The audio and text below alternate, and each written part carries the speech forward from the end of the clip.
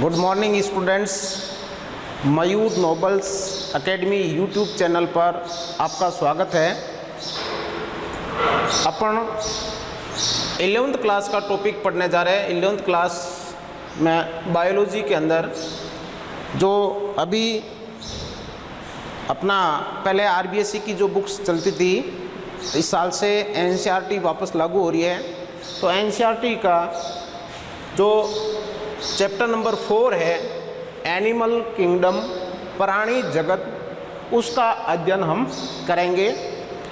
तो इस पाठ को पढ़ने से पहले मैं आपको कुछ सामान्य जानकारी बता देता हूँ कि आपने 10वीं के अंदर विज्ञान पढ़ी थी। उस विज्ञान के अंदर आपके सभी सब्जेक्ट साथ में थे। जैसे आपने केमिस्ट्री का पार्ट भी पढ़ा, फिजिक्स का पार्ट भी पढ़ा और बायोलॉजी का पार्ट भी आपने पढ़ा था। लेकिन जब आप 11th में आए हो, आपने सब्जेक्ट चूज़ किया है जिसमें आपने फिजिक्स, केमिस्ट्री और उसके साथ में आपने बायोलॉजी को सिलेक्ट किया है। यानी 10th की साइंस है वो आगे जाकर अपनी ब्रांचों के अंदर विभाजित हो जाती हैं, जिसमें फिजिक्स, केमिस्ट्री और बायोलॉजी।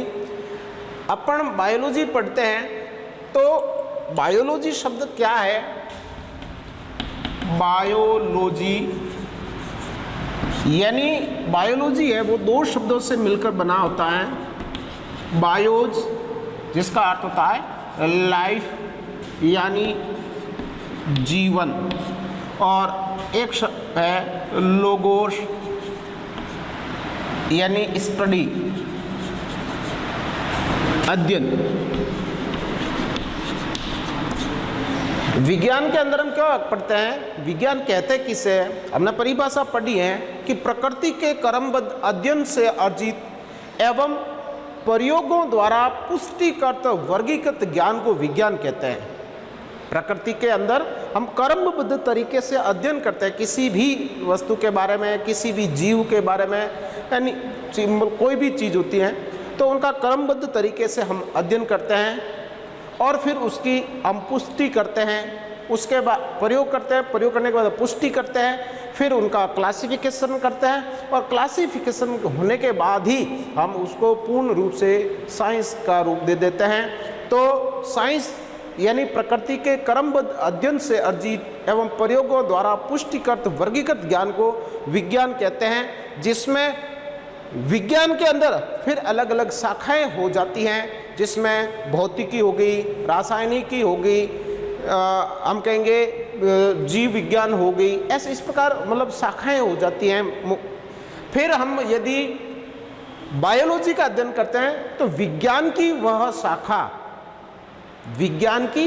वह शाखा जिसमें जीवों का अध्ययन किया जाता है। विज्ञान की वह शाखा जिसमें हम क्या करते हैं? जीवों का अध्ययन करते हैं। यानी जो लिविंग ऑर्गेनिज्म हैं, जीवित जो पदार्थ होते हैं या जीवित जो भी होती हैं, तो उन सभी का अध्ययन है वो हम किसके अंदर करते हैं? बायोलॉजी के अंदर करते हैं। बायोज यानी लाइफ, जीवन, और लोगोस यानी स्टडी, यानी हम उनका क्या करते हैं? अध्ययन करते हैं। फिर बायोलॉजी के अंदर भी अलग अलग इसके अंदर शाखाएं विभाजित हो जाती हैं।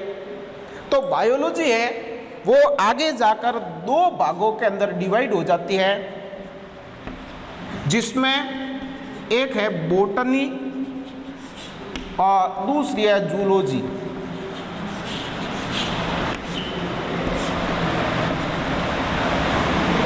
बायोलॉजी विज्ञान की वह शाखा जिसमें हम क्या करते हैं? जीवों का अध्ययन करते हैं, जीवन का अध्ययन करते हैं।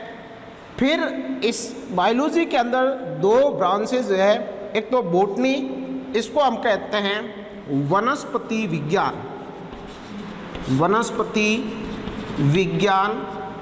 और इसको हम कहेंगे प्राणी विज्ञान। क्या कहेंगे? प्राणी विज्ञान। बोटनी वनस्पति विज्ञान, जूलॉजी प्राणी विज्ञान। अर्थात हम ये भी कह सकते हैं कि इस बोटनी के अंदर किसका अध्ययन किया जाता है? पेड़ पौधों का अध्ययन किया जाता है। ध्यान रखना, बोटनी में किसका अध्ययन किया जाता है? पेड़ पौधों का। तो हम यहाँ इसकी परिभाषा बोटनी की क्या कह सकते हैं कि जीव विज्ञान की, विज्ञान की नहीं, जीव विज्ञान की वह शाखा जिसमें पेड़ पौधों का अध्ययन किया जाता है। अब इसमें उसकी संरचना देख लो, उसकी आकार देख लो, उसकी आकृति देख लो, उसकी एनाटॉमी देख लो, उसकी मॉर्फोलॉजी देख लो, ये सारे के सारे हैं वो हम पेड़ पौधों का अध्ययन करते हैं। उसकी संरचना पेड़ पौधों की कैसी है, उनका आकार क्या है, उनकी लाइफ साइकिल क्या है, उनमें किस प्रकार का रिप्रोडक्शन होता है, ये सारी चीज़ें, उसकी मॉर्फोलॉजी, उसकी एनाटॉमी, ये सारे की सारी हम जिसके अंदर अध्ययन करते हैं वो कहलाती है बोटनी। क्या कहलाती है? बोटनी।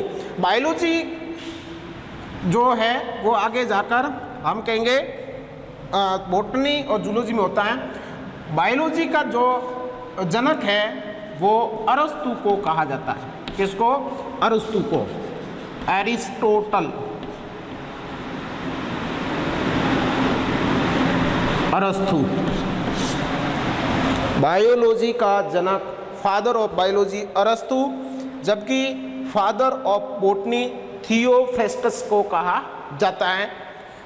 अब या तो आप पेड़ पौधों लिखो या इसको सामूहिक रूप से हम क्या कहेंगे? पादप कहेंगे।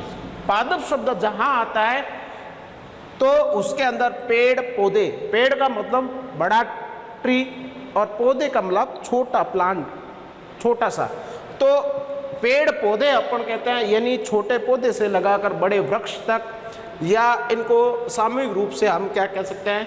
पादप कह सकते हैं। क्या कह सकते हैं? पादप। यानी जीव विज्ञान की वह शाखा जिसमें पादपों का अध्ययन किया जाता है या पेड़ पौधों का अध्ययन किया जाता है तो वो बोटनी हो जाती है। जबकि जीव विज्ञान की वह शाखा जिसमें जीव जंतुओं का अध्ययन किया जाता है तो उसे हम जूलॉजी कहते हैं, प्राणी विज्ञान कहते हैं। जीव जंतु, जीव का मतलब छोटा से छोटा ऑर्गेनिज्म, और जंतु का यानी बड़ा स्तनधारी हम जीव कह सकते हैं। तो जीव जंतुओं का जिनमें अध्ययन किया जाता है तो वो क्या कहलाती है? जूलॉजी कहलाती है। जूलॉजी का अपन कहेंगे जनक है वो अरस्तु को ही कहा जाता है। किसको कहा जाता है? अरस्तु को ही कहा जाता है। तो इस प्रकार हम कहेंगे कि यह बायोलॉजी के अंदर सामान्य जानकारी है। अब अपन जो बायोलॉजी के अंदर सब्जेक्ट पढ़ेंगे वो पढ़ेंगे जूलॉजी, जंतु विज्ञान, यानी जीव विज्ञान की वह शाखा जिसमें जीव जंतुओं का अध्ययन किया जाता है, उसके नेचर के बारे में, उसकी लाइफ साइकिल के बारे में, उसकी साइज, उसकी संरचना, उसका आंतरिक अध्ययन यानी एनाटॉमी वगैरह, इन सभी का अध्ययन किया जाता है। तो अब अपना जो जूलॉजी का जो चैप्टर इसमें शुरू होता है तो उसमें हम सबसे पहले एनिमल किंगडम, प्राणी जगत, इसके अंदर हम पढ़ेंगे कि किस प्रकार जीवों का वर्गीकरण किया गया, क्योंकि फर्स्ट यूनिट के अंदर अपन यही वर्गीकरण के अंदर ही पढ़ते हैं। तो जीवों का वर्गीकरण किस प्रकार किया गया है। देखो, वर्गीकरण करना अति आवश्यक होता है। कोई भी जीव होता है या किसी भी का हम जब अध्ययन करते हैं तो अध्ययन की सुविधा के लिए हम क्या करते हैं? उनका वर्गीकरण करते हैं। क्या करते हैं? वर्गीकरण करते हैं, यानी एक बड़े स्तर को हम धीरे धीरे उसको अलग अलग छोटी छोटी शाखाओं के अंदर बांट देते हैं, ताकि हम कहेंगे जहाँ लक्षण समान होते हैं वो तो सबके एक जैसे हो गए, और जैसे ही लक्षण अलग अलग होने जाते हैं तो फिर अपन क्या करते हैं? उसको और उसके शाखाओं के अंदर बांट देते हैं। जैसे अपने स्कूल की बात करते हैं, जैसे मयूर नोबल्स एकेडमी, तो जिसके अंदर एक स्कूल आ गई, अब हम स्कूल का नाम लेते हैं तो उसमें टीचर्स भी आ जाते हैं, स्टूडेंट्स भी आते हैं, सब आ जाते हैं। लेकिन अब मयूर स्कूल के अंदर अपन करते हैं तो एक साइड में क्या हो जाएगा? स्टाफ हो जाएगा, दूसरी साइड में क्या हो जाएंगे? बच्चे हो जाएंगे। फिर बच्चों को और डिवाइड करते हैं अपन, तो फिर क्या करेंगे, उसको और गर्ल्स एंड बॉयज़ के अंदर डिवाइड कर देते। तो इस प्रकार हम कहेंगे कि जीवों का वर्गीकरण है वो अध्ययन की सुविधा के लिए किया जाता है। तो सबसे पहले अरस्तु ने ही जंतुओं के वर्गीकरण के अंदर बताया था। अरस्तु इसने क्या किया था, रुधिर के रंग के आधार पर जंतुओं को विभाजित किया। ये बहुत पहले की बात है, बाद में तो आप पढ़ेंगे, बहुत जटिल ये चीज़ें हैं, बहुत सारे वर्गीकरण के अंदर चीज़ें पढ़ेंगे। लेकिन सामान्य सबसे पहले की यदि बात करते हैं तो अरस्तु ने जीवों को क्या कर दिया, 2 भागों के अंदर डिवाइड किया। एक तो एनीमा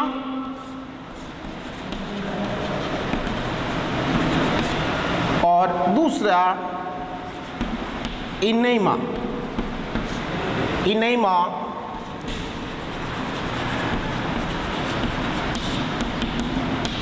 एनीमा और इनेमा ऐसे जंतु जिनके रुधिर के अंदर आरबीसी अनुपस्थित होती है। क्या आरबीसी अनुपस्थित होती है? आपने 10वीं तक रुधिर के बारे में सामान्य जानकारी पढ़ी होगी कि भाई रुधिर के अंदर रुधिर कणिकाएं पाई जाती हैं। आरबीसी लाल रक्त कणिकाएं, red blood corpuscles, WBC white blood corpuscles या श्वेत रक्त कणिकाएं, और बिंबाणु प्लेटलेट्स। तो ये आपने पढ़ी होगी। और उसके अंदर आपने ये भी पढ़ा होगा कि जो आरबीसी होती है उसके अंदर हीमोग्लोबिन पाया जाता है। हीमोग्लोबिन क्या करता है, रुधिर को रंग प्रदान करता है, रुधिर को लाल रंग प्रदान करता है। तो जब आरबीसी अनुपस्थित होती है तो इनके रुधिर का रंग है, रुधिर का रंग लाल नहीं होगा, लाल नहीं होगा। अर्थात ऐसे जंतु जिनमें लाल रुधिर कणिकाएं नहीं पाई जाती है उनको अलग कर दिया, और जिनके अंदर लाल रुधिर कणिकाएं पाई जाती हैं तो उनको अलग कर दिया। तो जिसमें नहीं पाई जाती है उसको इनेमा के अंदर रखा, और जिसमें पाई जाती है तो एनीमा, जिसमें अनुपस्थित रहती है।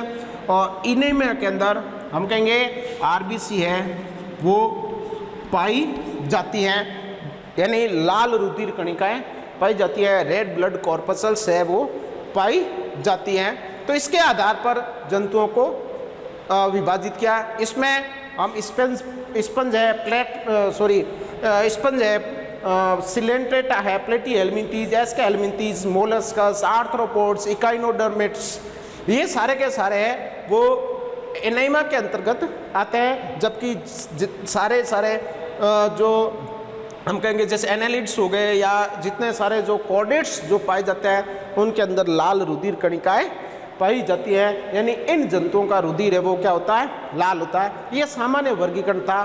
फिर इसको 2 भागों के अंदर विभाजित किया था, एक तो अंडज और दूसरा जरायुज। ये सामान्य जानकारी है कि भाई ऐसे जंतु जो अंडे देने वाले होते हैं, ऐसे जंतु जो अंडे देते हैं, यानी परिपक्व शिशु को जन्म नहीं देकर वो पहले अंडे देते हैं, फिर उन अंडों का शेक किया जाता है और फिर उस अंडों से नवजात शिशु है वो क्या होता है, बाहर आता है। तो उन्हें अंडज कहा जाता है। जैसे मछलियाँ हो गई, रेप्टाइल्स हो गए, पक्षी हो गए, ये सारे के सारे वो क्या है, अंडज कहलाते हैं। जबकि जरायुज ऐसे जंतु जो परिपक्व शिशु को जन्म देते हैं। जरा अपन किसको बोलते हैं, प्लेसेंटा होती है, अपरा होती है। यानी जब कोई भी जीव है वो अपनी मदर की को गर्भाशय के अंदर परिपक्व होता रहता है, उसका भ्रूण बनता परिपक्व होता है, तो वह क्या करता है, एक संरचना के द्वारा वो मदर के रुधिर के साथ में जुड़ा हुआ होता है उस संरचना को हम प्लेसेंटा कहते हैं, अपरा कहते हैं, जिसके थ्रू ऑक्सीजन है या विभिन्न प्रकार के खाद्य पदार्थ है वो शिशु को प्राप्त होते हैं और शिशु के द्वारा अपशिष्ट पदार्थों को फिर वो वापस बाहर त्याग दिया जाता है। वो कनेक्टिविटी होती है। तो इस प्रकार हम कहेंगे उसको जरा कहते हैं, अपरा कहते हैं, प्लेसेंटा कहते हैं। तो ऐसे जंतु जो बच्चों को जन्म देते हैं, परिपक्व शिशु को जन्म देते हैं, तो उन्हें हम क्या कहेंगे, जरायुज कहते हैं। तो इस प्रकार हम कहेंगे सबसे पहले अरस्तु ने इस प्रकार जीवों का वर्गीकरण किया था।